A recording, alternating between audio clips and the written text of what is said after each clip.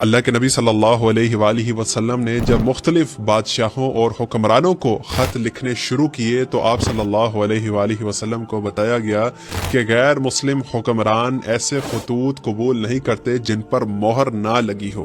اس پر آپ صلی اللہ علیہ وآلہ وسلم نے ایک چاندی کی انگوٹھی بنوائی تاکہ اس سے خطوط پر مہر لگائی جا سکے۔ یہ انگوٹھی چاندی سے بنی تھی اور اس میں نگینہ حبشی یاقوت جڑا ہوا تھا۔ نگینے میں 3 لکیریں نقش تھیں۔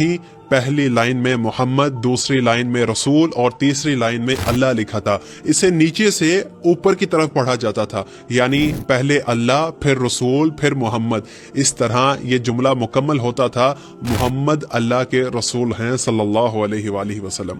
اللہ کے نبی صلی اللہ علیہ وآلہ وسلم کے دنیا سے جانے کے بعد یہ انگوٹھی پہلے حضرت ابوبکر، پھر حضرت عمر اور پھر حضرت عثمان رضی اللہ عنہم نے بطور مہر استعمال کی۔